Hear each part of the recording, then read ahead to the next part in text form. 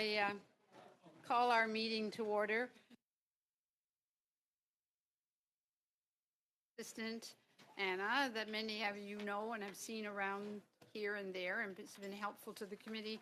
She is from the Ukraine, been here 2 years, and is returning to the Ukraine on Saturday. So we'll miss you, we love you, and we wish you all the best. Thank you, Anna. Thank you. Don't cry, because then I'll have to cry. Okay. Calling the meeting to order, meeting number 98 of the Standing Committee on International Trade.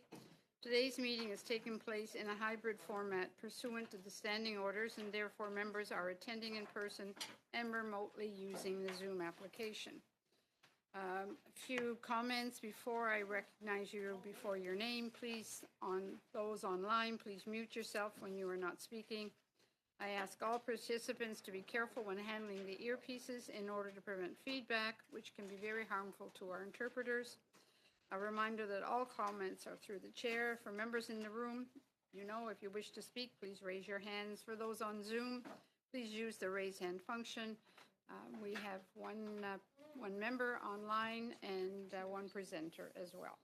So, pursuant to Standing Order 1082 and the motion adopted by the committee on Tuesday, February 6, the committee is continuing its study of the CBSA Assessment and Revenue Management System, referred to as CARM. We have with us today the Canadian Association of Importers and Exporters, Kim Campbell, the past chair. From the Canadian Federation of Independent Business, Corrine Pullman, Executive Vice President Advocacy, by video conference. Canadian Society of Custom Brokers, Candace Sider, Vice Chair, Board of Directors. From Deloitte, we have Louise Upton, a partner. From Federal Express Canada Limited, Renee Gilbert, Managing Director, Regulatory Affairs. UPS Canada, Tammy Bilodeau, Vice President, Customs Brokerage and Compliance. Anna Barrera, Director, Public Affairs. It is wonderful to look down at this table and see a table full of very high-flying executive women, and so it's great, right? It's great to see things are moving forward in this world of ours. So, welcome to you all. We will start with opening remarks and then proceed with questions from our members. Ms. Campbell, I invite you to make an opening statement of up to 5 minutes. You don't have to use the whole 5 if you don't want to any of you, but you have up to 5 minutes, okay? Thank you. Thank you, Madam Chair and members of the committee, for including the Canadian Association of Importers and Exporters on your agenda to allow for input on this important study. My name is Kim Campbell. I'm the past chair of our association. We are a national trade organization that has been speaking on behalf of the Canadian trade community for almost 90 years. Since we last met, the CBSA has revised policies that will ensure our border is not just completely disrupted on May 13th, 2024, the current proposed implementation date. We are grateful to the committee for taking on this study and providing industry a forum to discuss remaining large-scale issues.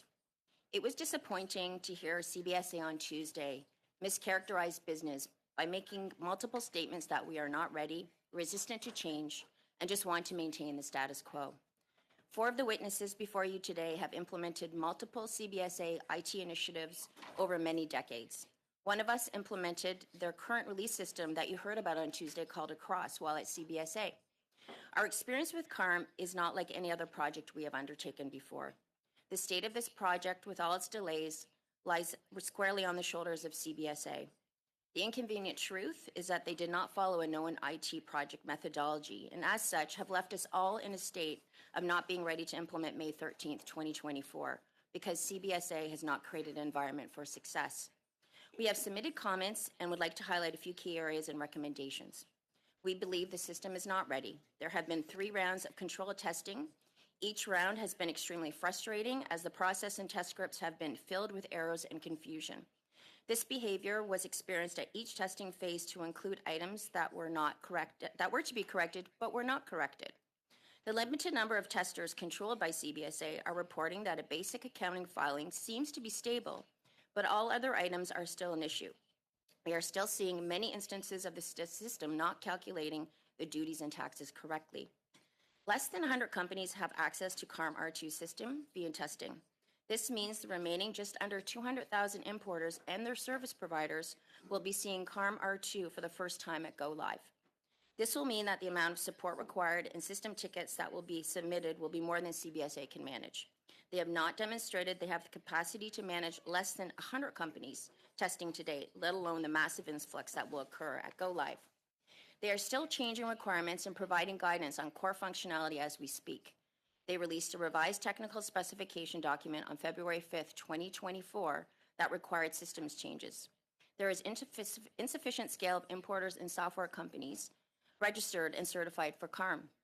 The last number of certified software companies was 3. There are 11 software companies that CBSA still has stated they have no communication with. We did receive the regulatory package on March 13th and have received 22 policy documents over the last few weeks. So much to understand and digest while trying to figure out CARM, to include the transition strategy that we are all still waiting for. We know there will still be many more things to come. I would like to conclude with our recommendations. We believe the time has come to appoint an independent third party to oversee the project. Too much time and money has been spent, both sides of the fence. We have no confidence in where we are now, and if CBSA still insists on implementing on May 13th, there will be extreme stress imposed on industry trying to figure it all out. We will need a third party that can oversight and lead us all out of what we inherit. Our preferred hope would be for this party to evaluate where we are and craft a mutually agreed upon roadmap to implement responsibly that may include a solely Government of Canada solution. We have seen a similar pattern of behavior that was recently reported by the Auditor General on ArriveCan and believe that we need this project also reviewed. We ask for your support recommending that the Government of Canada and CBSA implement CARM responsibly by providing a parallel system allowing importers and service providers that are ready to proceed May 13th. By moving away from the Big Bang approach, we will significantly decrease the risk of a flawed implementation. We look for your support to recommend that the Government of Canada eliminate the GST for resident Canadian importers on the cost of acquiring a customs bond. We would recommend a review of CBSA's decision to have Canada's most sensitive protected bee trade data on a system outside of the Government of Canada and managed by third-party non-government vendors, including the decision to outsource and pay for the use of the software.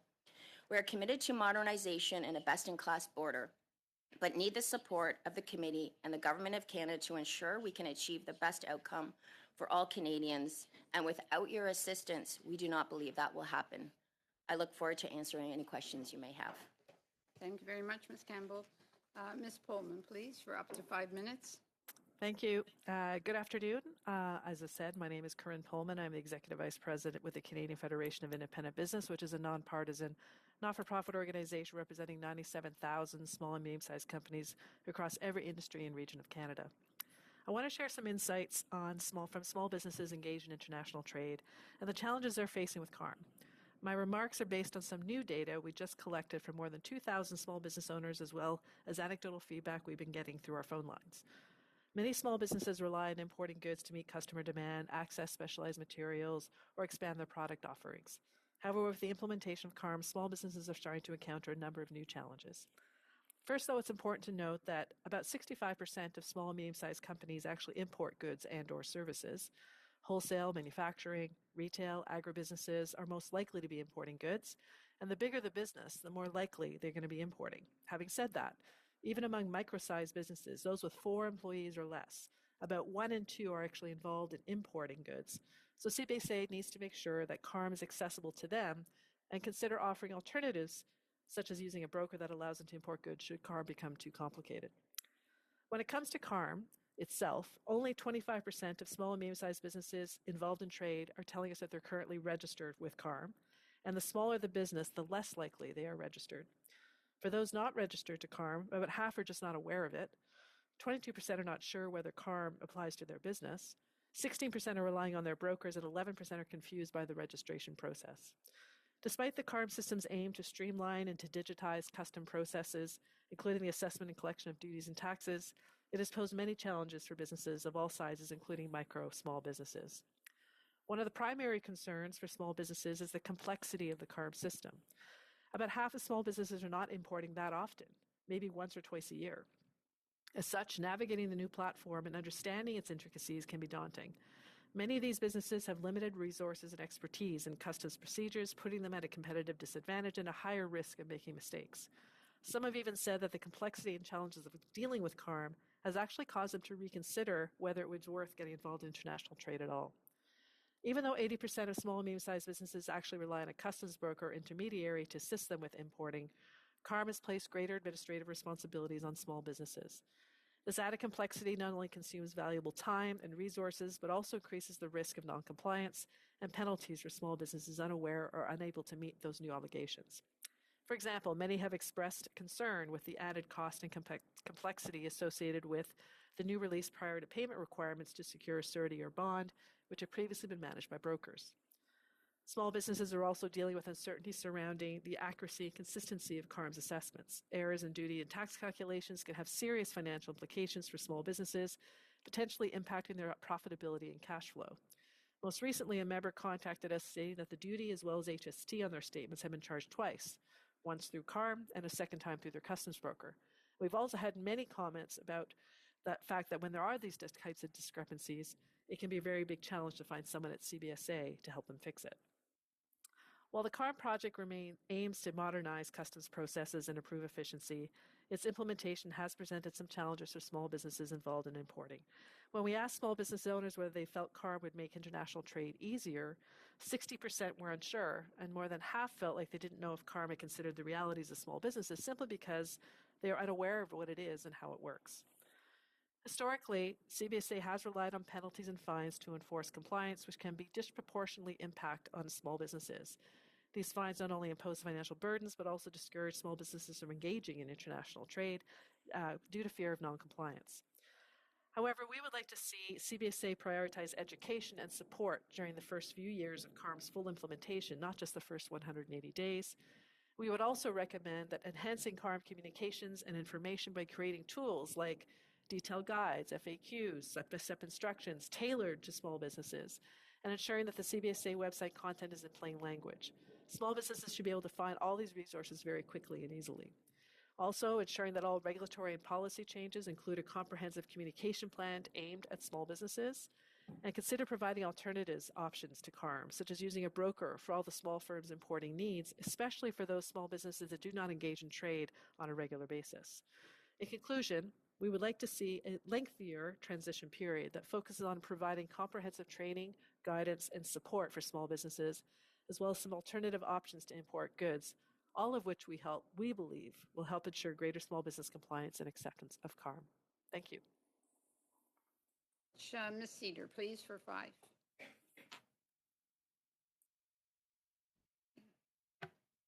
Thank you, Madam Chair and honorable members of the committee. My name is Candace Sider, and I'm the Vice Chair of the Board of Directors of the Canadian Society of Custom Brokers, or CSCB. I am honored to share the views of Canada's custom brokers concerning the implementation of CARM. Custom brokers are licensed by the CBSA and act with the legal authority on behalf of importers and exporters. Every year, custom brokers handle more than 90% of import transactions for Canada's 227,000 importers. We ensure accurate duties and taxes are submitted for billions of dollars worth of goods each year. Our success in facilitating trade depends on access to technology and processes that keep goods moving. The CSCB and other trade chain partners have been providing input for more than a decade to ensure CARM functions to keep goods flowing while not unduly burdening traders. It was meant to be a technological solution that would modernize the border and revenue collection by making it easier for traders to interact with government. Unfortunately, the CBSA's approach to CARM implementation does not reflect or address the concerns that we and others have been raising. Furthermore, we heard several statements by CBSA Executive Vice President Ted Gallivan on Tuesday that we feel requires clarification. During his testimony, Mr. Gallivan stated that CARM implementation was delayed from October 2023 until May 2024 because the trade community was not ready. It is true that custom brokers and importers are not aligned with CBSA's view that CARM is ready to go live May 2024 in its current state, which, to be frank, has a myriad of deficiencies that need to be addressed prior to going live. Our members are concerned about the impacts on smaller and infrequent importers, especially due to the onerous registration process. They are also frustrated with the lack of support from CBSA, including long response time for help desk issues and dispute resolution. We experience new issues daily during system testing. CBSA has advised that some of the key issues and defects will not be resolved before CARM goes live in May. For example, system testing revealed defects as essential processes like the calculation of duty and taxes. Automated calculations appear to be based on fundamental misunderstanding of how processes like duty remission work. It is not acceptable for Mr. Gallivan to state that the errors result from trade simply calculating duties and taxes differently from CBSA. In the test environment, our members purposely entered incorrect duty rates to see if CARM would detect the errors. CARM did not detect the error and accepted the inaccurate calculations. If these defects are not addressed, this will result in inaccurate revenue assessment and collection by the government and will amplify the revenue leakage problem that CARM was supposed to address. Mr. Gallivan's testimony on Tuesday also demonstrated contradictory messaging from CBSA that contributes to uncertainty for importers.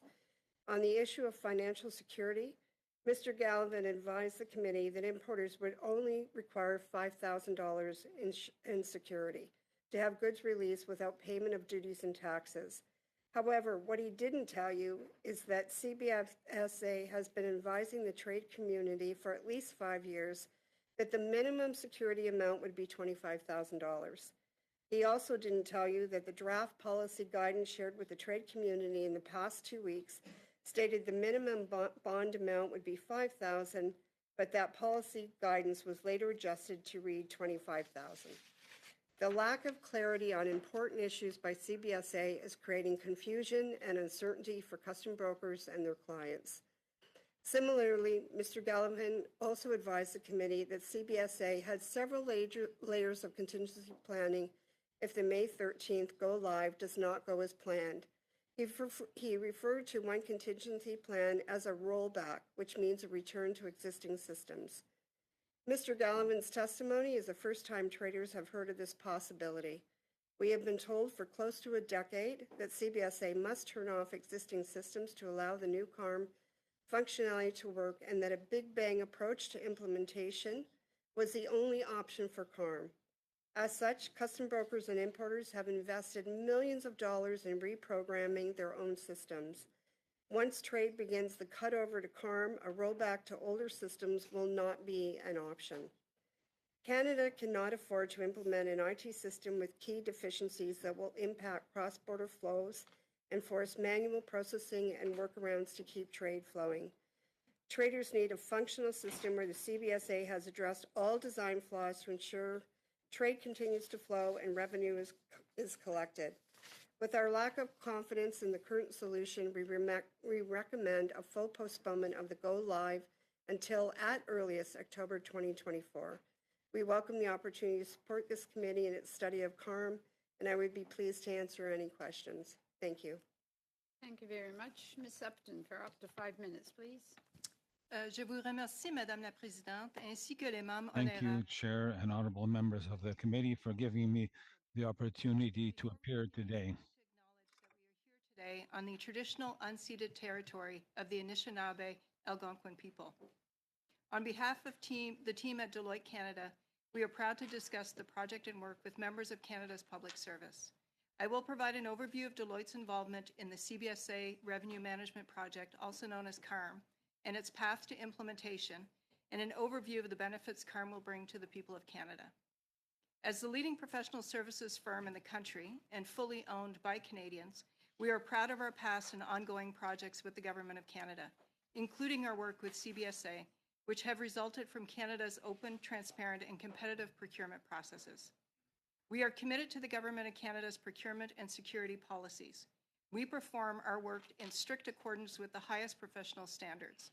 Our reputation is built on our credibility, and with more than 167 years of experience as a Canadian firm, we have grown into the organization we are today because of the trust our clients have in our people and our values. For my part, I've spent much of my career, more than 27 years, working with public sector clients on large digital transformation initiatives. My experience lies in leading large teams on highly complex projects. La GCRA est conçue pour faciliter la CARM was designed to facilitate legitimate trade, to improve compliance and revenue collection, and to contribute to securing Canada's borders. On the strength of our specialized experience, Deloitte was retained through a competitive procurement process to act as systems integrator for the CARM project, implementing the policies and programs developed and decided upon by the Government of Canada. We are working closely with CBSA to build this multi-year digital initiative to modernize and streamline the process of importing commercial goods, eliminate redundancies, and streamline solutions. CARM will be the first Government of Canada Enterprise Resource Planning, ERP, solution based on the SAP platform of scale hosted in a cloud environment. This represents a critical step in ensuring that the Government of Canada is prepared for the service delivery standards of tomorrow to serve Canadians. We are taking thoughtful and measured approach to implementation. CARM's rollout has been structured as a series of go-lives to help mitigate risk, working with stakeholders along the way at each step. The CARM client portal, for example, was launched in 2021 with publicly accessible onboarding documentation. We have gone through multiple rounds of testing of the system, executing more than 7,000 test case scenarios. We have been working tirelessly to ensure a smooth transition through ongoing project management support, change enablement activities, and ongoing environment management. This approach seeks to minimize the disruption to stakeholders within the Government of Canada and to businesses and importers. This is a material change and requires careful planning to help minimize impacts.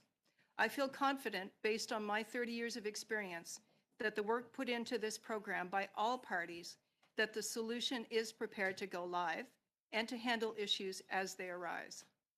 The CARM project has been a journey of advancements, and Release 2 is not the end of these advancements. This is not a one-and-done solution. Using the cloud, CBSA will be able to continue to enhance and evolve CARM, allowing for a much more agile solution in a dynamic environment. Once fully implemented, CARM will automate and simplify key business processes and offer online self-service tools to help the trained community do business in Canada better and faster. La GCRA vise à CARM aims to eliminate data processing redundancy and to foster greater transparency. It will provide better information and will enable CBSA to more accurately verify trade compliance. At this point, I'd like to acknowledge the other panelists here today. Your industry insights have been and continue to be valuable as we work through the various stages of CARM's rollout under the direction of CBSA. CARM is the culmination of our collective efforts and is a testament to the power of public and private collaboration in an era of rapid technology advancement. Je vous remercie encore, Madame la Présidente. Thank you once again, Madam Chair. Deloitte is proud to participate in this work, and we look forward to continue working in the interest of the Canadian population. Thank you. We're up to 5 minutes, please. Thank you. Good afternoon, Chair and members of the committee. Thank you for the invitation to be with you here today as you continue your important study on the CARM initiative. My name is Renata Jalbert. I'm the Managing Director of Regulatory Affairs at FedEx Express Canada. I'm here to share our perspective on how we can work towards a successful implementation of CARM while avoiding potential delays at the border and increased burdens on Canadian businesses. Our recommendations include making registration on the CARM portal optional, as well as continuing the use of the express carrier or broker security to facilitate customs release of goods. With our fleet of aircraft, vehicles, and unmatched logistics networks, we ensure the timely delivery of over 14 million shipments on average each business day. Our operations support thousands of Canadian jobs, linking businesses big and small across our vast country to global markets and facilitating smooth and efficient trade. Personally, I bring to the table many years of experience in logistics and international trade and have a good understanding of complexities and challenges of this supply chain. Our collaboration with the CBSA has been long-standing and invaluable. FedEx has a history of investing millions of dollars in communities across Canada through our people, facilities, and infrastructure, as well as participating in CBSA projects, pilots, and programs. As a result of our decades-long collaboration, FedEx has an appreciation for the CBSA's vision in developing CARM. CARM, while aimed at modernizing duty and tax collection of goods imported into Canada, presents significant challenges and concerns, particularly as we approach the implementation of its second phase. Over the past few years, members of the Express Carrier Coalition, including FedEx, have engaged in discussions with CBSA to highlight the pressing issues and complexities surrounding the upcoming CARM 2 release. Our concerns are primarily centered around the readiness of the system, the adequacy of policy guidelines, and the unprecedented burdens it places on importers, especially small and medium-sized enterprises. The current framework creates new barriers for commercial importers, which could impact Canadians' reputation as a reliable trading partner. To address these challenges, FedEx is aligned with the recommendations put forward by the Express Carrier Coalition to improve CARM framework. Firstly, we advocate for limiting the scope of the Release 2 to the transition of the B3 accounting document to the Commercial Customs Accounting Declaration known as CAD. Further, we recommend making registration on the CARM client portal optional rather than mandatory. This approach would mitigate the risk of disruptions and support continued smooth trade flows. Furthermore, we suggest permanently maintaining the use of the express carrier and broker business numbers and bonds as an option for shipment release, alleviating the burden on importers to meet these significant complex new requirements. Additionally, removing barriers for non-resident importers and finalizing policies, regulations, and the implementation guidelines are crucial steps towards ensuring a successful transition. Non-resident importers in the ever-growing e-commerce sector have not been adequately addressed in the CARM design or policies. With CARM, there's an expectation that non-resident importers register directly with provinces for the payment of PST and HST. This is a significant change to the current process where the express industry and brokers assess the PST, HST, and remit it directly to the government. The self-assessment of non-resident importers creates a potential gap of revenue collection of provincial taxes. CARM must be implemented in a way that supports rather than complicates the activities of businesses engaged in imports and exports. Furthermore, the Express Carrier Coalition's shared concerns underscore the need for a collaborative approach in addressing the challenges posed by CARM. Our unified voice highlights the urgent need for adjustments in the project's implementation strategy to prevent potential negative impacts on Canada's economy and standing as a trusted trading partner. We propose aim to refine the CARM system to be more aligned with the needs and capacities of all interest holders involved in trade. We believe the CBSA can achieve its objectives by modernizing the duty and tax collection process without hindering the flow of goods across borders. Thank you again for the opportunity to share our perspectives. We look forward to continued dialogue and committee's assistance in advancing these matters on behalf of industry. I look forward to any questions you may have. Thank you very much. Ms. Bilodeau, please. Afternoon, and thank you so much for the invitation to speak in front of the Standing Committee on CBSA's CARM project. My name is Tammy Bilodeau, and I'm the Vice President of Customs Brokerage and Compliance for UPS Canada, and I'm here with my colleague Anna Barrera. UPS Canada, too, is a part of the Express Carrier Coalition, which also includes DHL International, FB Canada Express, Federal Express Canada, FedEx Logistics, and Purolator. Collectively, we employ thousands of Canadian workers, and we import and export millions of commercial shipments each and every year. So to begin with, we certainly support the federal government's objectives to modernize its systems to collect duties and taxes.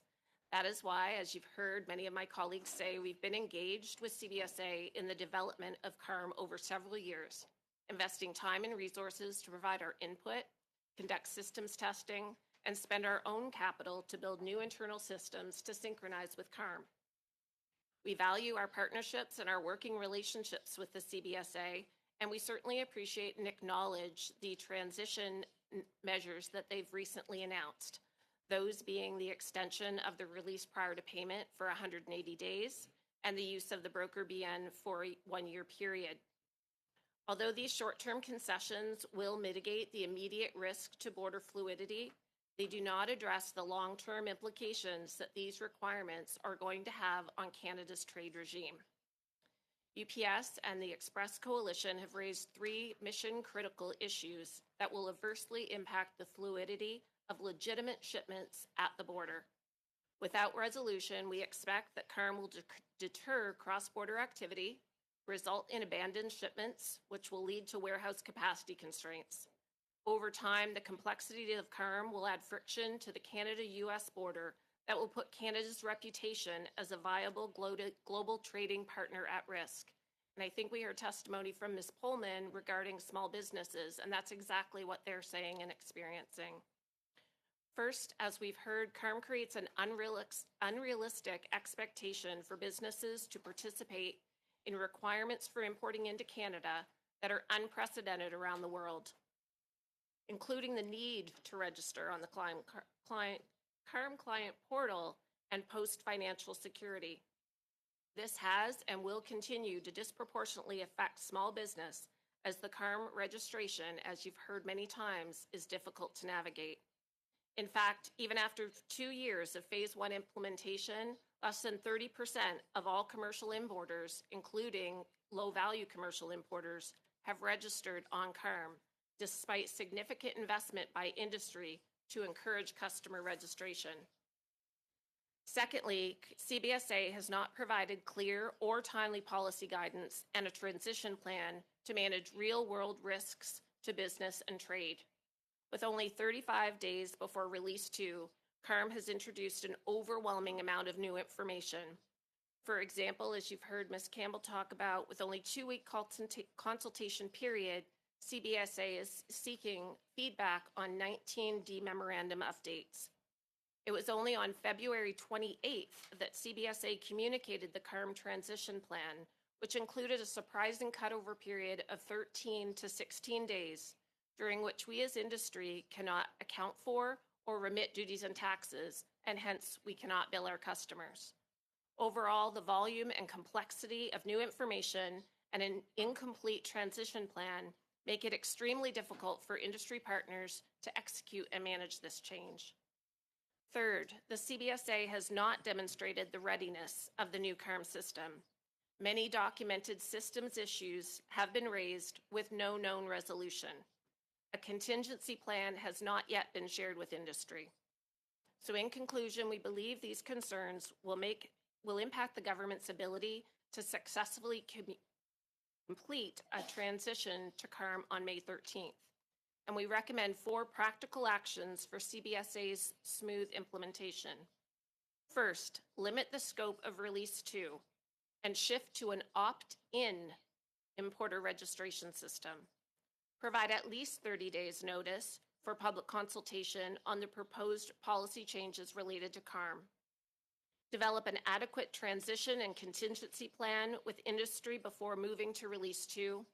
And finally, demonstrate the new CARM system meets a reasonable standard of performance before full implementation. Thank you very much, and I look forward to your questions. Okay, thank you very much. We'll go on to our members. Mr. General for 6 minutes, please. Thank you, Madam Chair. I appreciate everybody being here today and taking the time to join us on a Thursday. I'm just going to do a quick, I guess, overview of what we heard from the last committee from Mr. Gallivan and CBSA. They said this was started back in 2010, 14 years ago. The original scope of the contract was $370 million. It's now gone to $438 million with the potential of $526 million. In history of total importers that have crossed the border in Canada are 200,000. He says that only 24,000 people are enrolled to date with, I believe you said it, Ms. Bilodeau, with 35 days left. So my first question will be to you, Madam Upton.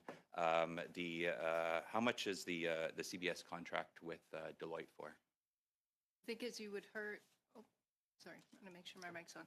I think as you would have heard, and I observed with CBSA on this past Tuesday, to date, our payments to date are $182 million. So I can confirm that's what that is. Okay, so then there are 2 contracts that we've been made aware of. Contract 165038 and contract 47064 that indicate a value of a $322 million and $32 million. Are those in conjunction with the CARM system? Unfortunately, I don't have the contract numbers right in front of me, but I assume that one might be in relation to CARM. The CARM contract actually contains two components. One is the building of the solution, and the other is a maintenance post-build of the solution. So then you would then agree that the $182 million is not an accurate number. It's, I guess, going to go up in terms of maintenance of the system. Is that what you testify? I believe what they said on Tuesday was that we have been paid to date 182. I can confirm that we do have a contract to operate the solution post go live as well. So what is the total amount that Deloitte has been paid, or that Deloitte can go up to and bill the government for? The total amount would be $20 million a year for maintenance, which includes new functionality, new upgrades to the solution in terms of the SAP solution and that sort of thing. $20 million a year until when? So the way the contract is structured, the first 6 years are locked in. And then every year after that is an optional year that the government can then review and decide should they want to bring it in-house. Okay, so you have 182 million sitting here that you have spent already. Now there's up to $120 million for the next 6 years, and potentially more after that. Is that, I'm just trying to simplify it here for Canadians watching. It seems like there's a more than just 182 million. No, 182 million is to date. The building that we've not fully implemented the what we call the operate solution to date. That does not start until we actually get into the go live once CARM has gone live. I'll ask it a different way. How much have you been paid? How much has Deloitte received? The 182 million. Okay, so then the 120 million, $20 million per year for 6 years, is in addition to that in terms of maintenance after the fact. This is part of the existing contract? $20 million a year. It's quite complicated. The contract is quite complicated. Well, you're telling me. My no, goodness. it's a very long and big contract. There's also a sort of a declining cost. So while I said $20 million a year, the $20 million a year is in and about. There's an assumption in each year post the first year that we're finding efficiencies and that there's a declining rate there as well. So there's what is the maximum spend then? What if I ask it like that? What's the maximum amount that Deloitte can bill the government for now and then 6 years after now? So 120 million, I'll answer that question for you, but up till now, how much can you bill the government for? Up to $182 million a year. That is what we've been paid today. Right, okay. Let's ask it a different way. The subcontractors, how many subcontractors have you subcontracted to? So the vast majority of the work that Deloitte has been delivered by Deloitte employees. In my 30 years of doing this type of work, these big, large transformation, there's always a version of subcontractors that are used for these projects. Right, so how many would they be on this project? I would approximate maybe 20%, 25%. 20%. Is of those 20%, I assume that sounds like a lot to me. Can we obtain a list of those subcontractors, please? You're welcome to table that with committee unless you have it off the top of your head. I don't have it off the top of my head, but yes. Ballpark, what's the number, I guess, of that? You say 20%, that could mean a lot. I'm thinking it's a lot, but how many would you project it to be at? I wouldn't hazard to guess. Because and they would come out of the 182 million? Pardon me? They would come out of the 182 million? Yes. They would be part of the total cost that has been paid today. And then just last question, are these the employees that were listed on the government website? Mr. Gallivan said that was unusual for him to see that. Is this, in your 30 years, is this unusual for you to see Deloitte and subcontractors listed on the Government of Canada website as employees? Apologies, I'm not quite sure what you're referring to in that particular case. Mr. Sidhu, please, for 6 minutes. Thank you, Madam Chair, and thanks to our witnesses for being here today. As we know, CARM has been in development through various different governments. It's important to ensure that duties and taxes are collected appropriately, and we know CARM will help assist with the collection of duties and taxes. Ms. Pullman, you had mentioned roughly 25% of your member businesses are actually aware of CARM What can be done by CBSA to raise more awareness and get more importers to sign up? Well, I think first and foremost, as I mentioned, there needs to be an education first approach. I think that there has to be an assumption that a small business that is importing, especially one that doesn't do it on a daily basis, for example, maybe only does it 3 or 4 times a year, isn't necessarily going to know it exists. So even if it's post, the 180 days or the amount of time they want to give for a transition, should be an education first approach to say, actually, this is how you do it. This is what it looks like. And then work them through the process. No fines, no penalties. Just this is something along those lines. I think is really important. Secondly, I think there needs to be better tools available that are very much in plain language. The customs process and importing process is complex to begin with, and now you're adding a layer that maybe they've never seen before. That's going to make it even more so. So while there have been some tools developed, they're not easy to find and they're not always easy to understand. So plain language will be important. And so we're trying to help where we can. So we'll be doing a webinar, for example, very soon to sort of explain what this is and what it looks like. We've already done one in the past, and certainly we'll continue to do that to try to spread the word. But it's very difficult to get small businesses who only do this occasionally to understand what this process looks like. So the best solution really in the long run is to make sure it's an education first approach. Thank you. Thank you. I'm going to turn over to Ms. Cedar. You mentioned that you tried testing CARM with incorrect duty rates and the system didn't pick it up. What does that mean, and what could this amount to in lost revenue to the federal treasury? Yeah, actually, what that means is that incorrect calculation of duties and taxes will cause for revenue leakage to the CBSA and the Receiver General at the month end. So simple functionality, and to Ms. Pullman's point, customs is complex, and adhering to kind of the policies that we have to go by under the Customs Act are not easy by any stretch. But the duty remissions, there's a number of different ones that are in place. They're there for very specific reasons for specific importers. Some of them remit duty, some of them remit duty and taxes, but sometimes even simple calculations. The system just is having a challenge in terms of appropriately assessing the proper amount of duties and taxes. Thank you. I'm going to turn now to Ms. Jaber. You had mentioned CBSA is now requiring your clients or your importer business clients to now obtain their own release bond. What does that mean? Is that going to add to the cost of doing business of bringing goods into Canada? Yes, because the requirement as it stands today with CARM is that it's mandatory for an importer to register and post their own security.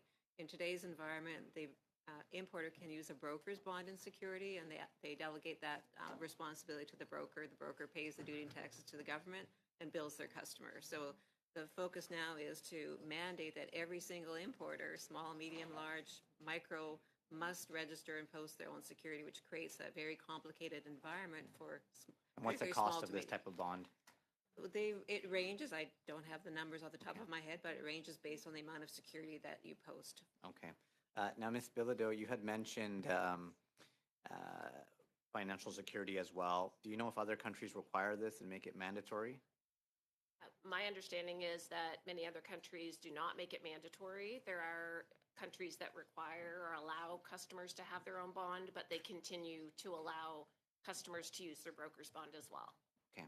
And from your thousands of clients that import into Canada, what percentage are registered on CARM right now? Of our clients specifically, only 10%. Oh, wow. Okay. And that's from... And that's after, an incredible amount of time that we've tried to encourage them. We've also held several webinars on CARM. We've done email outreach. We've done mail outreach. We've done telephone outreach. So after extensive outreach over 2 years, we're still only at 10%. And so what's the hesitancy from Canadian businesses to register on CARM after all this effort from your company? As we talked about, it's difficult to navigate. So many customers can't just go and self-serve. So those that have registered, typically what will happen is they respond back to an email that we have set up, and it requires kind of one-on-one hand-holding to get them registered, which requires an incredible amount of time and investment. So not only investment on behalf of the customer, but an investment on behalf of the trade chain partner to walk them through that process. So I think that's, really the biggest challenge for these small businesses. They're trying to run their business. For any small business owners in the room, if you have friends or family that run small business, you're just trying to get through your day-to-day. You're not a customs expert. And that's really why I think that there needs to be an opt-in model for those that do want to see the benefits of CARM and serve themselves. But for those that want to continue to use their customs broker, to use their time to run their business, that's really what is required for the long term. I've got a few more seconds left, but I'm curious to know if any of your clients, those sitting on the panel today, are on the test system or piloting CARM. Do you know any of your clients that are testing CARM? I don't know any of my direct importers that are testing. We are testing, but not my specific clients. No. We definitely have members that are testing. Yeah. Thank you, Madam Chair. Please ensure that you have your earpiece available for translation. Okay, Mr. Savard-Tremblay, please. Merci, Madame la Présidente. Merci Thank à you, l'Assemblée. Chair. I thank you to all the witnesses. Thank you for your suggestions. Ms. Upton, my first question is to you. First of all, you're an associate at Deloitte. I'd like to know what is your direct link with the project, firstly. I've been on the CARM project since 2020 as the executive leader on the project. Très bien, merci. Very well, thank you. The business needs as set out in the statement of work, were those all fulfilled? They continue to be fulfilled. The project itself is quite complex and, as you know, is not complete yet. Existe-t-il un livrable, un Is document? there a deliverable or a document that ties in the needs as set out in the statement of work and the solution that was proposed by Deloitte? Is that document available? Sorry, can you repeat that one more time? The document that Vous allez me rajouter le temps, Madame la Présidente? Can I have the extra time, Chair? Is there a deliverable, in other words, a document that ties in between the needs as set out in the statement of work and the solution that was put forward by Deloitte? multiple documents that would link back to that. There are over 600 different design documents. There's a requirements traceability matrix. There are multiple documents that would support. Puis tout ça a été signé. And all of that has been signed? Signature by both parties, but those that do. Puis maintenant, est-ce que les documents qui Now, listaient the les... documents that listed the specifications and the functional and technical detailed specifications were completed in a final version before sending them to the agency? Or is it you that provided the initial drafts? No, the way that projects work in terms of these large complex projects, we work together, right? So Deloitte would bring the tools, the methodologies on how to do a design document. CBSA and our client, in this case CBSA, would work at actually completing the document with requirements. We would work with them to make sure that they are technically possible and then work through what the technical solution would look like. Puis maintenant, de quel programme ou de And now, quel... what programs or services or department of the agency, in other words, your client, gave you comments concerning those specifications documents? From so many different, as you can imagine, with 600 different design documents, there would be multiple departments and multiple parts of the agency that would comment. Vous avez été en communication constante. You've been in ongoing communication with the agency during the construction of the solution when you were putting together your offer to make sure that the business needs were fulfilled through the solution that you prepared? They were part of the build, they were part of the design, yes, and then part of the testing, obviously. Selon votre compréhension du contrat, According to your understanding of the contract, have all the business needs that were included in the statement of work, did they that had to be fulfilled? I mean, was that an obligation of the contract to fulfill those? Be met as Oui. well. So what I will say, in the 30 years I've been doing this, the requirements on the front in terms of what is proposed in the RFP rarely become the requirements that are signed off at the end, because business evolves, especially over 6 years. So I would say that they would be met and enhanced and changed as business would have evolved over the course of the program. puis tout ça, mais tout ça est à la And all of that is to the satisfaction officially asserted by the agency? That would be a question better asked of CBSA. Est-ce que Deloitte peut charger des montants Can supplémentaires? Deloitte charge additional amounts to build modules or functions or fulfill needs in the contract, but for which the agency was not satisfied? What we would do in those particular instances, we would continue to work through with the agency to make sure that they get to the point where they are to the requirements that they would like. On a entendu le vice-président We exécutif de heard la... the executive vice president of the agency in our last session. I imagine that you were listening and watching it, who stated that it would be possible to roll back. In other words, certain emergency plans covered various scenarios. So, in what we read and heard, including certain speakers who we heard also today, that it was a big bang approach. In other words, an approach that you would move forward and never go back, that was proposed for the rollout of the CARMS system. So all the existing processes are going to be cut off at the go live of the system of CARMS in May 2024. Can you clarify that, because we heard different viewpoints? What is the situation? Components to cut over, right? So we heard earlier the 10 to 16 days cutover period. That component, we have actually been rehearsing. We're doing our 6th rehearsal of that component right now to make sure that we have it right, to mitigate any risk when we actually go live, to try and make sure that there's nothing that happens that would require us to go back. Having done this 6 times, we've never had a situation where we've had to roll back in that particular instance. On n'a jamais eu besoin, mais est-ce qu'il y a quand même des It was scénarios? never necessary, but are there scenarios where potentially it might be necessary to roll back? Plans in terms of being able to turn back where we have. Merci. Thank you. Please, for 6 minutes.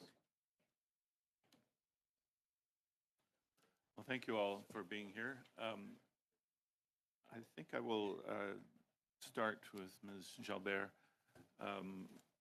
You mentioned one of your recommendations was to make the use of this digital tool optional. I assume you meant permanently or just until things got figured out? I just wanted a clarification there. Thank you for the question. I did mean permanently, that there's always an option for an importer to choose to utilize a broker's security versus posting their own security and registering in the CARM client portal and posting security. Right. Now, FedEx, I assume, operates on both sides of the border. Yes. And we heard from CBSA on Tuesday that the American system had been, there's a new digital version of the American system that cost $5 billion and had some issues. I'm just wondering can you comment on what FedEx's experience with that system is and what it might inform your concerns about this one? The system is different than what CARM is designed. So the U.S. system has a component, it's called ACE, and has a component for carrier reporting as well as customs broker reporting. And there is an option for an importer to delegate the use of a broker. So the requirement to report to customs, clear to customs, and account duties and taxes, well, there are no taxes in the U.S., is the same, but it's the option to utilize a broker is absolutely viable in the U.S. Okay.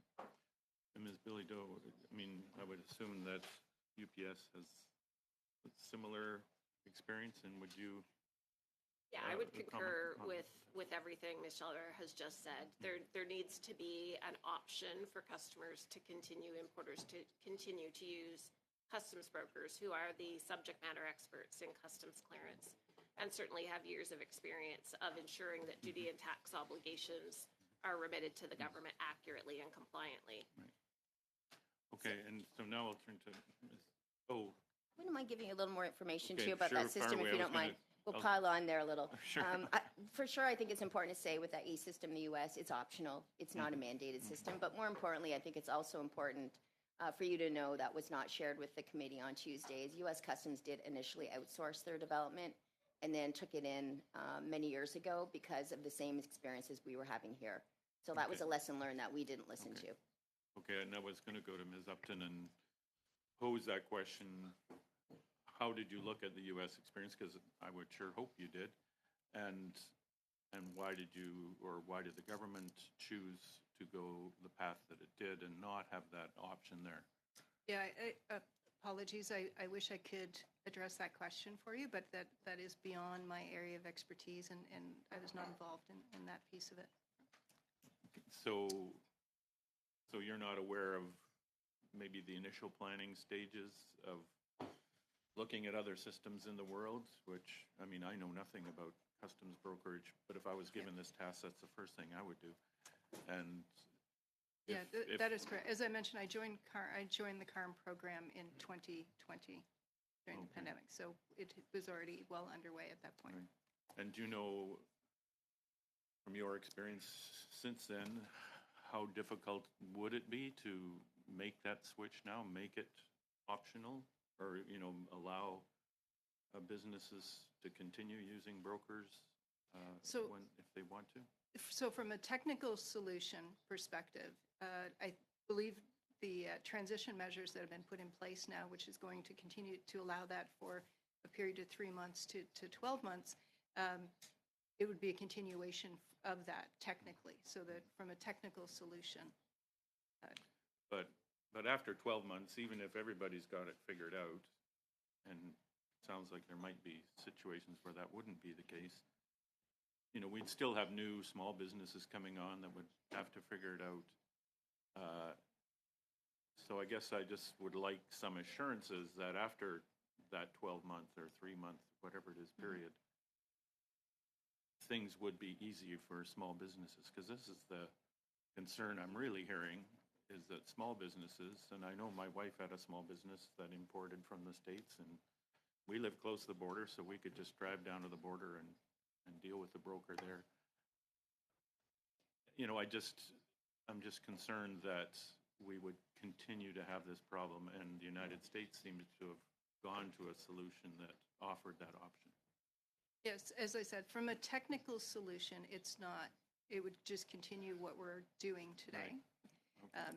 But from a policy perspective, probably a question best asked of CBSA in terms of continuation. 40 seconds.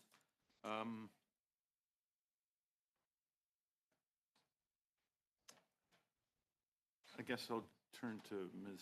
Sider, and you talked about the errors and possible leakage of revenue. I mean, CBSA testified that the wonderful thing about CARM is that it's going to make everything perfect, and that revenue is going to increase because we would catch all that leakage. And you're testifying the opposite. So I just want, if you could expand on that. Yeah, sure, I'd be happy to. It's a great question.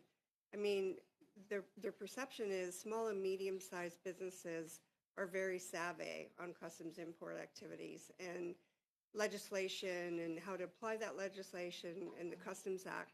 And the truth be known, and you know, Ms. Bilodeau made that comment, is that they're more concerned about running their business. They're small to medium-sized importers. They're not interested in doing the work that they have a custom broker do on their behalf. So there's a self-portal. There's a duty and tax tool that somebody can go in and classify their own goods if they so choose to do that. But if I don't have any experience and if I don't have any background in that, I can go in and select a tariff that maybe should carry a 10% duty rate, but I'm going to pick other, which is typically duty-free. So I'm not going to pay anything. So where the onus is saying, okay, you know, by using the portal, there will be certainty in terms of the duty and tax collection, nothing's further from the truth. So again, you have to be pretty savvy in order to determine the right amount of duties and taxes that you actually are going to remit. E-commerce goods is a totally different environment. It attracts PST, HST, depending upon the provinces of where you're importing. So, you know, I guess I will leave my comment at that. Thank you. Thank you, Madam Chair, and I'd like to thank all the witnesses for being with us today. Ms. Upton, if I can start with you, just a couple of questions I'd like to go on. And before I do, in, some of the comments that you made to my colleague. I was just wondering if we could get, and if you could provide, the contracts, since Deloitte has been working on this project with the federal government. There's 2018 and any contracts prior with your involvement on CARM, if you could provide that to the committee, as well as any invoicing that you have provided and submitted to the federal government for payments, all those type of invoices, since, again, your first engagement with the federal government on this CARM project. You had an interesting comment. You mentioned the yearly maintenance fees, and you said about $20 million. I find that interesting because I was looking at a federal website on CARM, and they said about $36.5 million. I'm not sure if that's additional CBSA expenditures on top of the 20 million, but they had listed $36.5 million. But after that, you'd said after 6 years, the government could determine whether or not it wants to bring it in-house. But when I look at the contract that was signed in 2018, Section 1.4, the grant of right of use of the solution. The contractor grants to Canada the right to access and use the solution, which includes, and then it further goes on. So Deloitte owns the portal, under my reading of this. So after spending $400 million, after 6 years, if the government wants to bring this in, does it have to pay Deloitte? There's a transition process, so thank you for that. There's a transition process, and the way the IP, because I know that became a question as well. Well, the government owns their own IP, which they've incorporated into your platform. But the platform, which you probably would hope to one day sell to other countries and other customs agencies throughout the world. But if the federal government wanted to use it, who owns it? What I can tell you is the transition plan anticipates that at some point at the end of the contract and or before, should the government decide to do that, there's a transition process where we are responsible to transition all of the code and everything over back to the government of Canada. At a cost? To the federal government? We are responsible for transitioning that all back over. At Deloitte's cost? As part of the transition plan that's been negotiated into the contract. But that transition plan, who's responsible for the cost of transitioning it back to the federal government? It is part of the contract. Okay. Well, we'll find that out in terms of my questions. If I can go to some of my participants. Industry has concerns and questions on how CBSA determines how critical an issue is, for example. Industry concerned about the industry's concerned about accurate and predictable duty costs and regulatory compliance. What may be critical to you might not be critical to CBSA. So when those tickets are put out, it could lead to months of frustration and wait on your side. Any comments on that? And have you raised that issue with CBSA? Actually, we have raised the issue with CBSA on a number of different occasions. It can take weeks, in some cases months, to resolve tickets, where we're hearing from testimony the other day that a 10-day resolution period now has suddenly dropped to 7. But if it's a critical issue, it's a critical issue. It needs to be resolved within less than 7 days. So late accounting penalties will be assessed to an importer after 5 days. Well, it's my understanding also that you can't get an itemized list of of all the transactions, and that would have to be done manually by CBSA, an officer. To again, we're spending $400 million, and we're asking a CBSA officer on the side to put it in an Excel spreadsheet to send to you. And there's no commitment, my understanding is, from CBSA to provide it to you in a timely manner. Is that correct, Ms. Campbell? Yeah, I would love to talk about that because one of our members just raised that with us who's testing right now. And there's only 40 companies that we're testing. You would think they would have kit glove service through the testing period. And we're trying to simulate these reports. It took them over 2 weeks to get a report after 3 tickets into CBSA. So you can only imagine when we go live and 200 importers potentially are going to be requesting these reports because, to your point, they have to be manually done. I can confirm we are told right now there is no service level agreement other than the one that exists today when we request those reports, and that's 3 weeks. Wow. Mr. Sheehan, please. Thank you very much, and I just wanted to thank you all for your, excellent testimony. We're going down a path that's really important. I'm from Sault Ste. Marie, so I'm well familiar with the trade that goes across the border, and it's very significant. And this is a significant change for people. And one of the questions I wanted to sort of ask is, some of you had mentioned that you felt that the testimony that you heard on Tuesday from the CBSA that said that they were very clear that goods will not be paused at the border and that effective transition measures have been communicated within the regulation. Why is this not your view again, if you could delve into that? Because I can't remember who said that. Was it Candace? So we've been asking for the written transition plans for literally weeks and weeks. And as we go into a subcommittee meeting, unfortunately, everything's verbal. It's in a slide deck that doesn't really solidify what those transition plans are, what the contingency plans are, and what's the COM plan to communicate with us when they're down for this period of 16 days.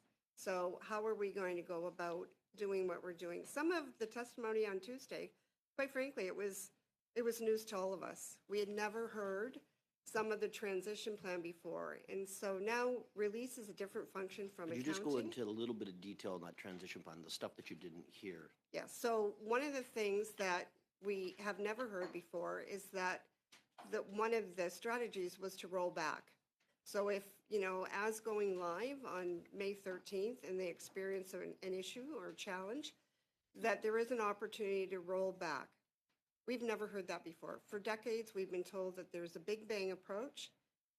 The system cannot be implemented over a series of, triages until we reach steady state.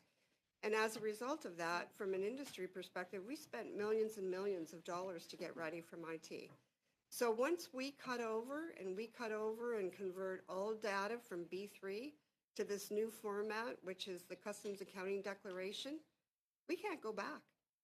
So that's a very serious concern for us, and we have never heard that before. One of the other strategies they implemented was, now to say that importers can utilize the use of a broker's business number. Well, that's not necessarily true. Today, we use our business number on very unique situations. Typically, we will not use them on a commercial load. There's too much risk and liability. We can use our bond associated with that. So that's going to really be a business decision in terms of what broker wants to use your business number when full liability is on the table to us for a period of 4 years. And so while, there's a lot of discussion that we won't, the liability won't be passed on to the broker until a certain prescribed time, we have nothing in writing. So it's very difficult for us to make those kind of business decisions. What happens at the back end? So release will take effect by the importer's business number. At the back end, if a broker decides or makes the business decision not to use your business number, there will be no accounting of goods, which means no revenue collection, which means no revenue is paid to the government. Okay, and there's also some mention about the CARM system, and it had some flaws in the ability to calculate properly various things. And does this reflect that the system is, now accurately accounting to ensure the government of Canada receives 20% of revenue foregone under the old system? And I can't remember who could be able to answer this one. I'll more than take a stab at it. Kim. We were kind of surprised with the characterization of the 20% which was reflected in an Auditor General Report 2017. So when we just refreshed ourselves, really that Auditor General Report, because we were heard quite often through the committee statement that the Auditor General said there was a 20% error. But in actual fact, the Auditor General reflected on Customs' own reflection of what they believed was misclassified. The other thing we find very curious about the next leap of faith in terms of the calculation, and CARM will fix it, the system actually makes calculations based on the information we provide. So it's not that Customs is going to be checking the HA's classifications at that point. It will depend on still the same data we get. The big difference only is now they're taking that information and making the calculations of the duties and taxes. So you're going to feed that, you'll be feeding that same information into the new system, correct? Correct. Thank you very much. Mr. Savard-Tremblay for 2.5 minutes. Merci, Madame la Présidente. Madame Upton, Thank you, Chair. Ms. Upton, I'd like to return to that. You can put your headset on. You said that the business needs of the contract had evolved in 6 years. That's obvious. I think it's sure nobody would question that. But if we base it on the final needs that are listed in the matrix of traceability right now, the current one, have all the needs been fulfilled? And has the CBSA expressed that all the needs were fulfilled? I think that's a better question for CBSA in terms of sign. It's still continuing to evolve as we would expect as we get closer to the go live, but that's a better question for CBSA.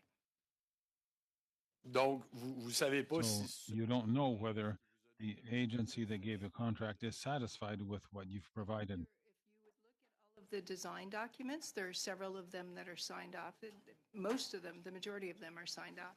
As the designs moved forward, they would have to be signed off to actually move into the development piece. And then as the testing then gets signed off, and that continues through that process. Donc, si on vous demandait de produire... So if we asked you to provide the traceability matrix, it would show that the needs have been fulfilled and that there is no major fault that would prevent the implementation of the needs. As I said, the requirements traceability matrix would show all of the requirements and how they've been met throughout the program. Écoutez, je voudrais profiter du Well, temps. listen, I'd like to take the time that remains to make another motion to the committee, which will be distributed. I'll read it to you. Given that the Canadian Border Service Agency is now working to implement a computer system for official registration to apply international trade requirements for taxes and customs duties for importers in the chain, and it's called the CARM, that this new system will apply on May 13, 2024 under 1082 of the standing orders. The committee asks the CBSA to produce in both official languages a non-redacted plan of its contingency plans. And once the document received by the committee members, if it's not possible to send a non-redacted copy for a valid reason, that a non-redacted version be sent to the parliamentary legal advisor regarding the need for the redacting, and have it produced to the committee clerk at least 15 days, within 15 days after this motion is carried.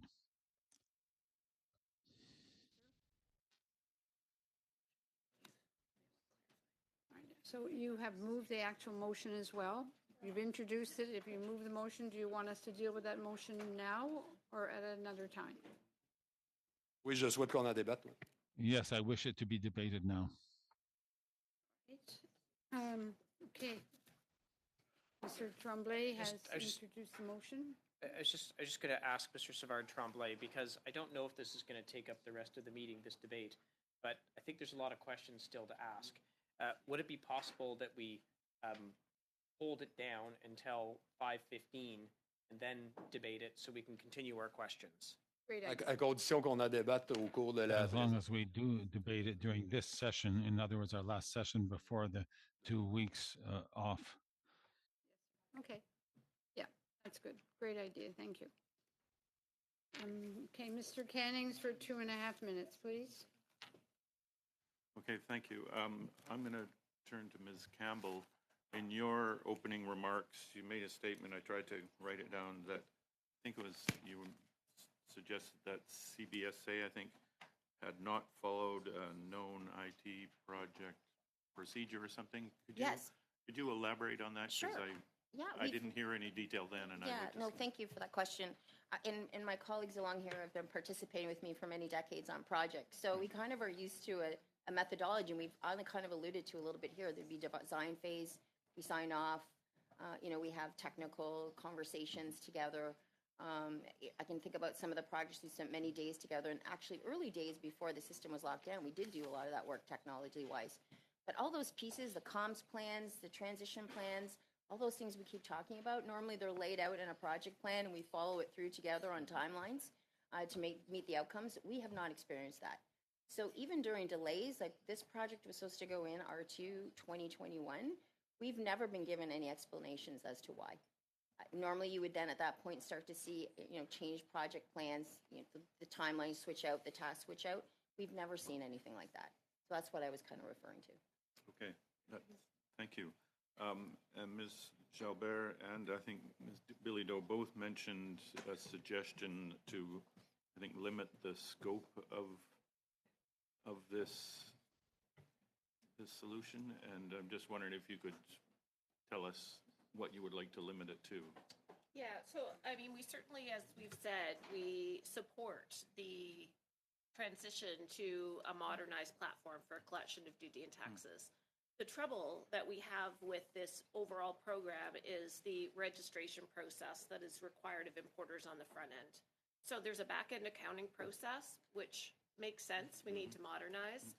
Why we are requiring and forcing importers to sign on to this portal and this registration and post their own financial security, which they don't have to do today, is what we're asking to make optional. So that's hopefully answers your question. Sure, I'll comment as well. Agreed. It really is separating the two functions. Like there's the policy pieces that relate to the CARM client portal registration, mandating that every importer must follow these steps. It's a bond, it's delegating your broker online, it's providing a lot of information in the CARM client portal, and also managing that business. And the other part, the back end piece, is all of the technology on filing the entry and doing duty and tax calculation, which was long overdue for modernization. So there is no issue with supporting that, but it's really separating the two. It's just the design was not well done to have this mandated registration for every single importer in the entire world to go through that process and post security in order to have a shipment released, have goods accounted for, and goods delivered to you. So it's really separating the two. Go forward with the accounting pieces, separate the registration piece. Thank you very much. Mr. Seebeck, for 5 minutes, please. Ms. Upton, I'm going to go back to these contracts because I'm not sure we are where we need to be. I have CARM from an ATIP. CARM project expenses from CBSA in 2013, 2014, $20 million. You're talking about a contract in 2018. So what I want to know, I don't need the answer, what I want produced now is any contract you've had with CBSA with respect to CARM from inception. I don't know if that's 2010. I don't know if it's 2011. I don't know if it's this cost for $20 million in 2013, 2014. But I want whatever is the inception contract of CARM.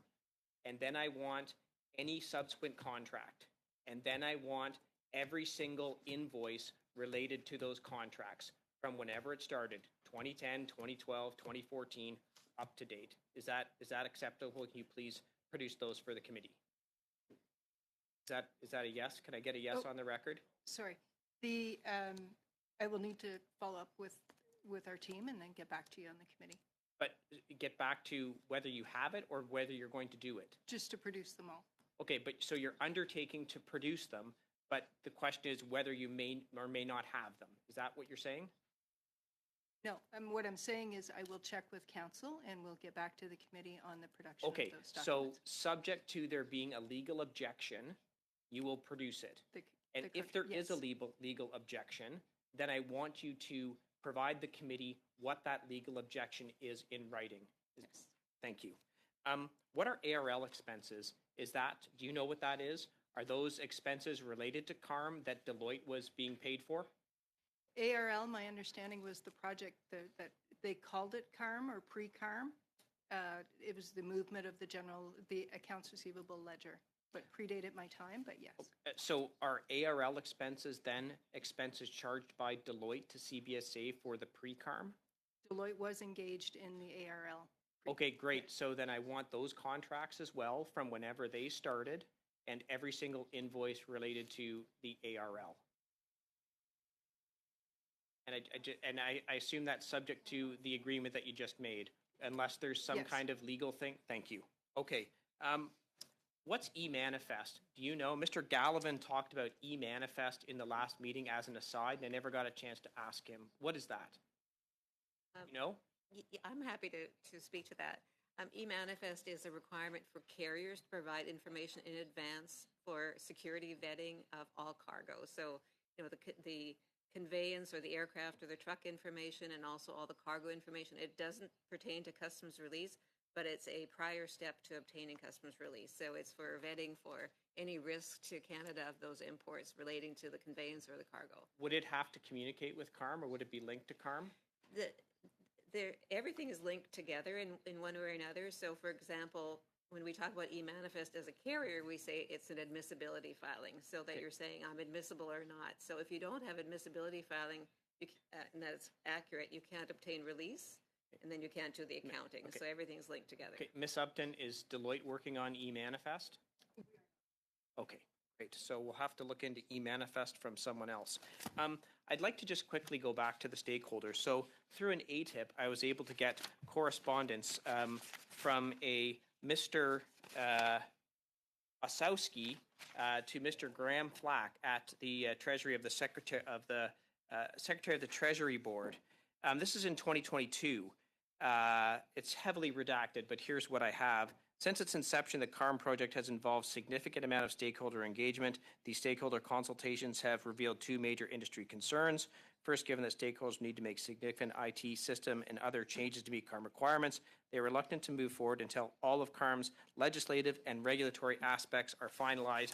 And in another one, they go on to say, the CBSA president indicates that the completion date is no longer possible for CARM, primarily because, and that's redacted, this is January of 2022. It is now March of 2024. Would you say that the stakeholders' opinions now in 2024 are the same as they were in 2022? That it's not ready to go? Yes. And I think I have 15 seconds, so all I will say is this. I think it's very clear stakeholders think this should not launch, and if it launches and launches poorly, this will land on the government's feet because they have been warned. Thank you very much. Mr. Miao, please, for 5 minutes. Thank you, Madam Chair, and thank you to all the witnesses for being with us here today. And of course, sharing your concerns with the implementation that's going to happen in May with the new CARM system. But I'd like to ask the following to Ms. Campbell and Ms. Sitter regarding on the current old legacy system that is being used by CBSA currently. How if this system went down, how would this impact the trade at border? If the CADEX system went down, it should not impact the border. And Ms. Sitter? I would concur with what Ms. Campbell is saying. It would not impact the border. Great. And I would say I'm sure most of the witnesses here agrees that we would need to move towards the modernized approach of this system, understanding that there are some issue right now that needs to be addressed before the implementation. I also like to ask more about the blackout period. I recall the blackout period between 7 to 13 days. What would that mean to you, and will you still be able to set up the new businesses that could likely import for the first time? Or are you not able to do that during those blackout period when the new system is on? How about I start, and I'm sure my colleagues can flavor it in. We are still officially waiting, although I guess we might have heard it on Tuesday, when the actual blackout period starts.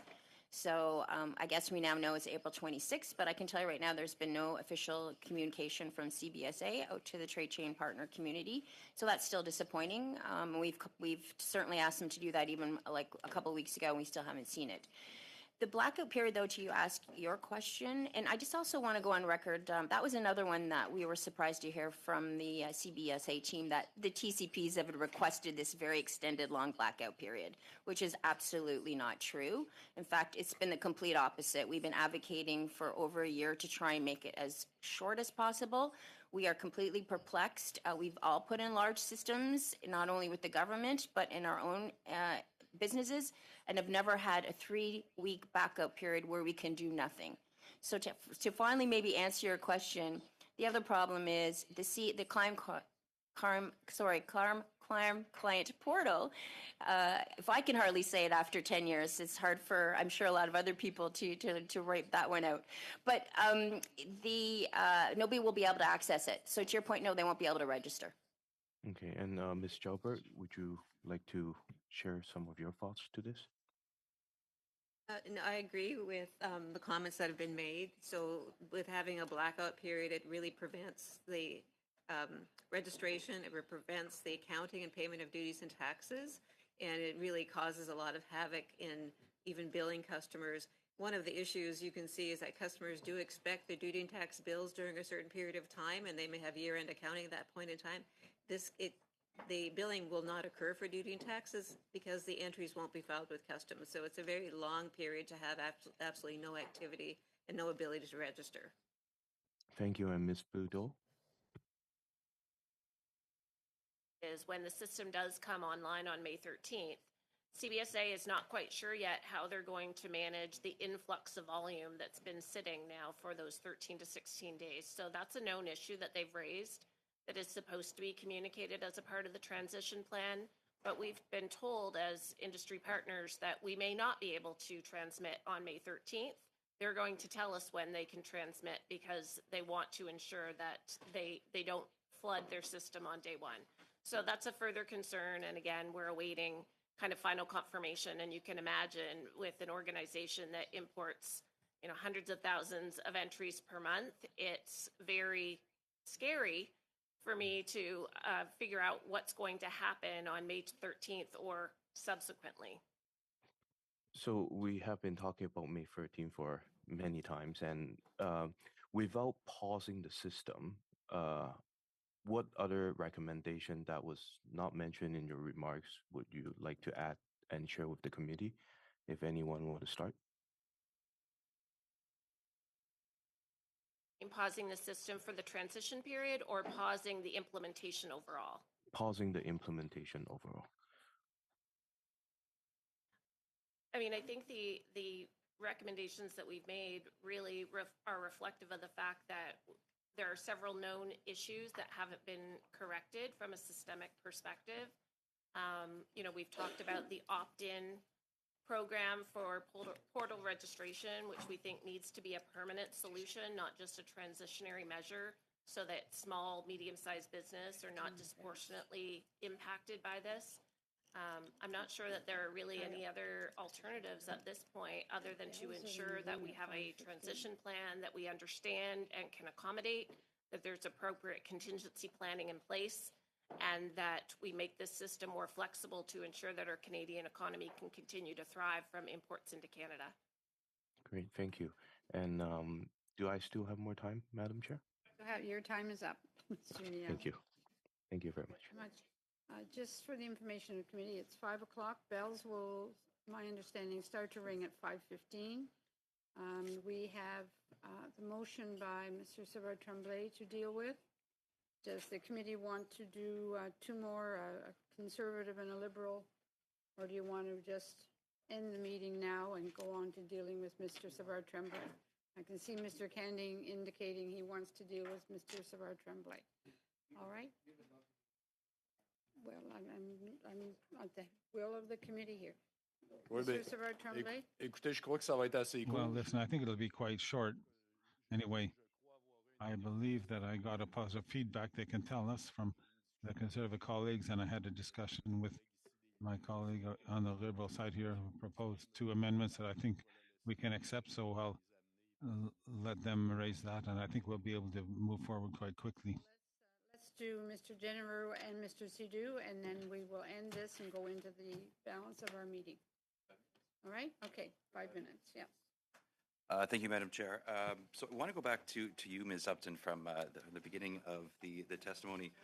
You said that, and talk about the subcontractors again, you said 20% are subcontractors within this project.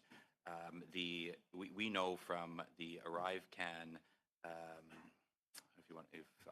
will take the liberty of calling it a scandal, that the procurement ombudsman said that 76% of the subcontractors did no actual work.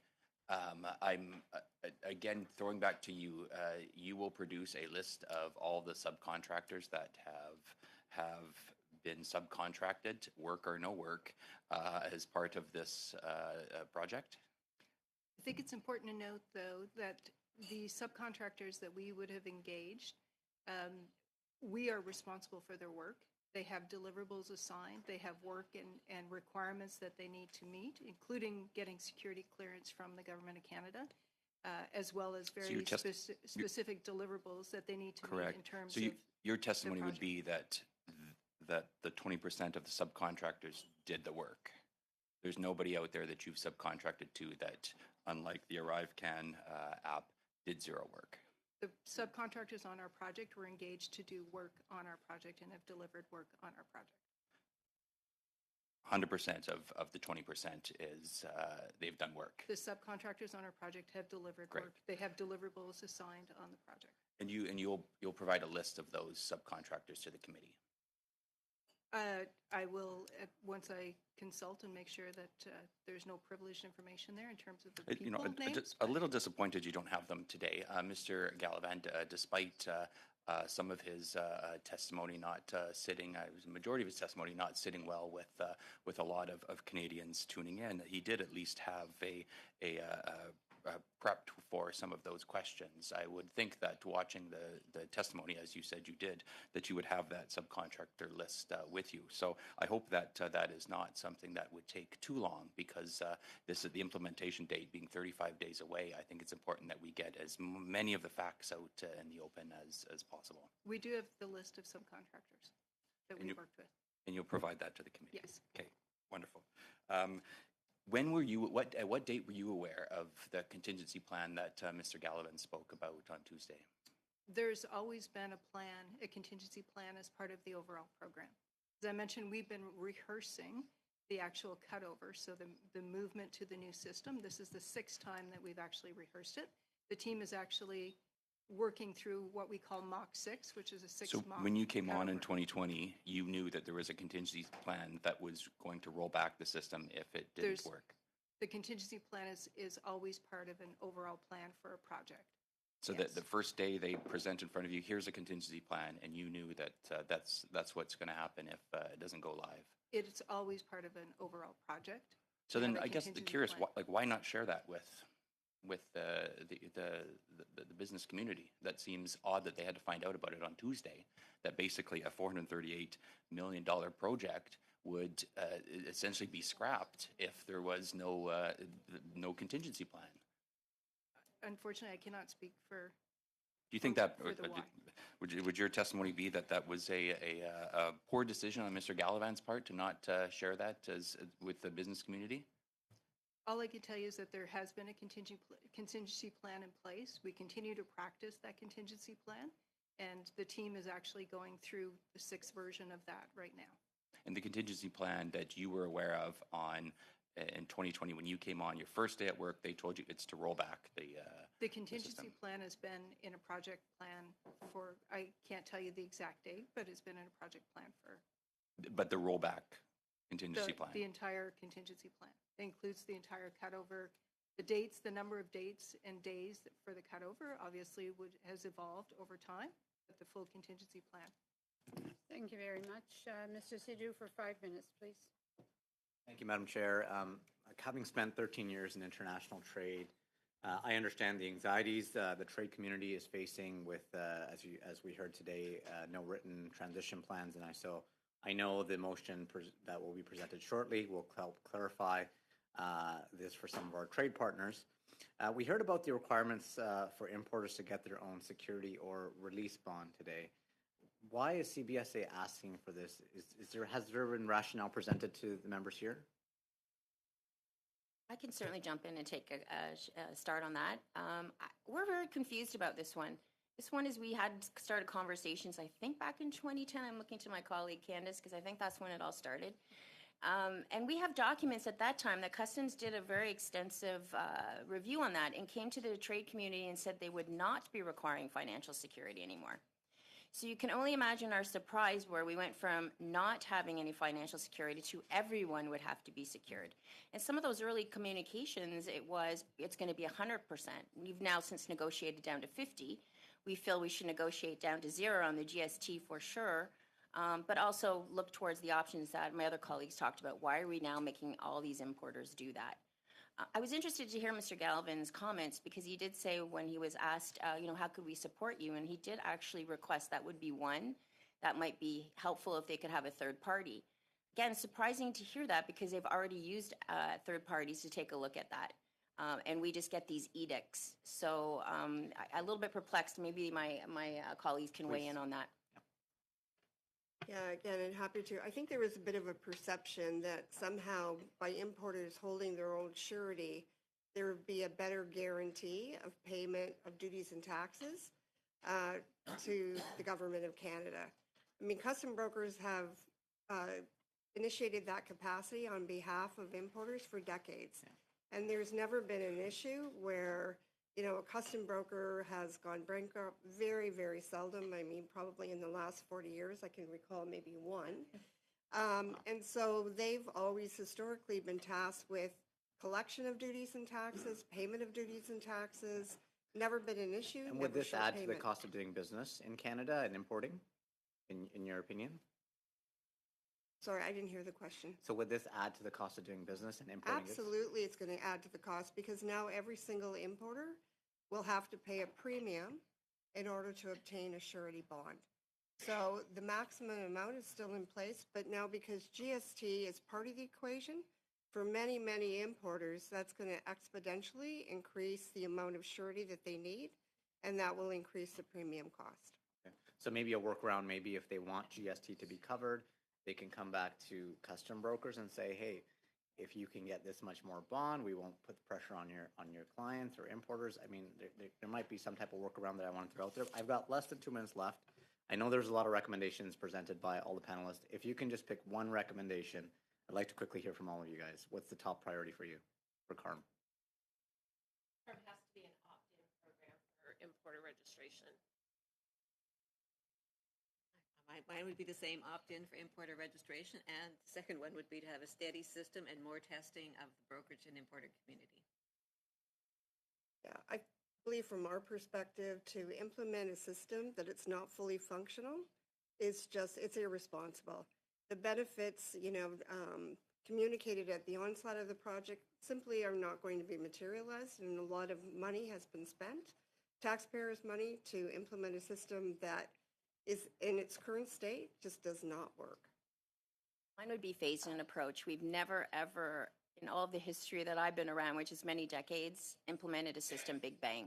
So I would say it has to be a phased-in approach. What would a phased-in approach look like? Is it 10% of importers, the highest volume? Like what would that look like to you? Well, logically at this point, if people are ready to go, as we heard from Mr. Galvin, there are many that are ready to go, then they should be allowed to go on May 13th and then work towards getting people on. We've always had targets over the years, working with larger volume people.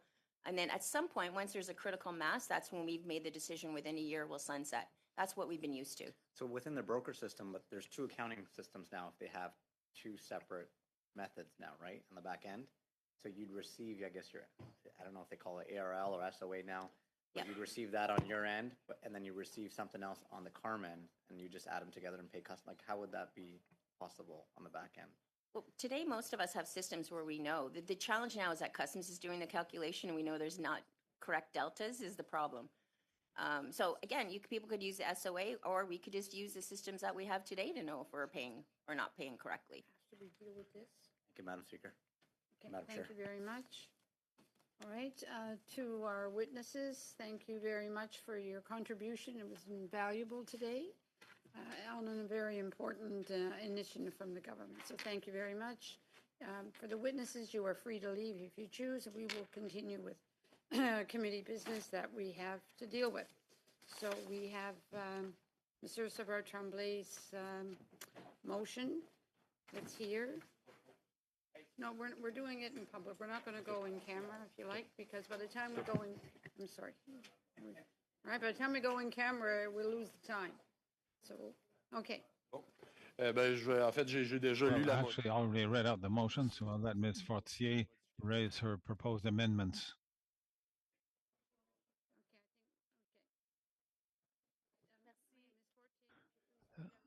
Madam, If everybody We're in could please committee. exit quietly so that we can complete our afternoon work. Merci, Madame la thank you, Madam Chair. So I would just like to mention the fact that I would like to add an amendment to point A to add the transition plan for importers that are not registered for the CARM as of May 13th. This is a document that I would like to have added to the motion that Mr. Savard Tremblay introduced.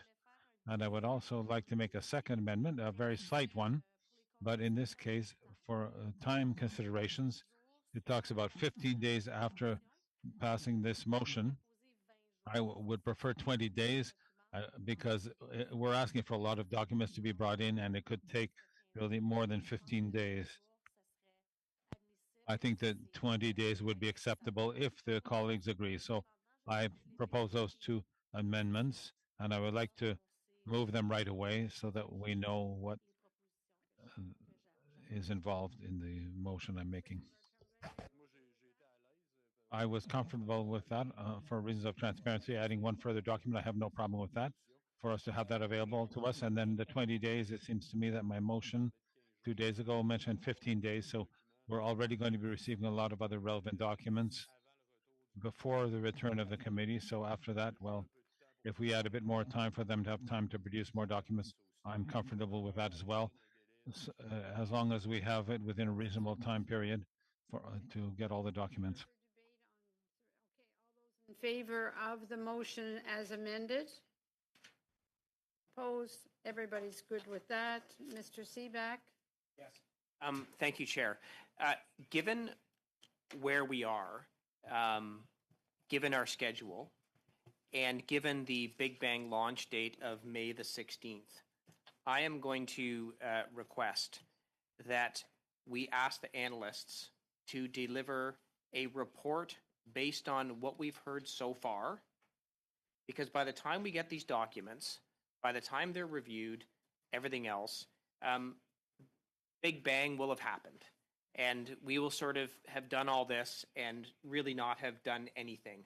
I think from what we've heard today, we could prepare an interim report with recommendations that we could get to the government right away that might actually have an impact to help with all of the issues that every single stakeholder has raised. So, I mean, I don't know if I need to do a motion. I will if I have to, or if we can just have this discussion. I would like to ask the analyst to prioritize this and have a report for when we get back based on the viva voce evidence that we've heard so far and the submissions that have been received to date. And then we can do recommendations, get the report to the government. Mr. Savard Tremblay? Je suis à l'aise avec la proposition. I'm comfortable with the motion, provided that it's clear that we all agree that we're not going to stop after that and a final report will be done based on the relevant documents that we're expecting. Any discussion on that? Okay, everyone's in agreement, so we would hope to have an interim report document to go over on the 9th of April, which is the same day that we were planning to do the biosolids report and the Port of Vancouver report. So we could do all of the, well, maybe we can, maybe we can't, but we'll make a priority will be this one. If that's the way, that's the will of the committee. One other thing for the information of the committee. You received a note from the clerk about the proposed travel from April 20 or 2021 for that week. If you could fill it out and get back to the clerk by the end of the day tomorrow. And just for the information, okay, you need to figure out who's going and not going. I will not be able to go. So I'll leave it up to you folks if you decide there's enough interest or whatever. So please get back your document as soon as possible so we know that there are sufficient members for the logistics people to do the work. All right? I want to understand. Are we just going for site visits, or we're having actual committee hearings with witnesses? It depends. Clerk, madam. So what we've budgeted for is informal meetings and site visits. So there wouldn't be formal committee meetings with transcription. It would be site visits and informal meetings. Site visits.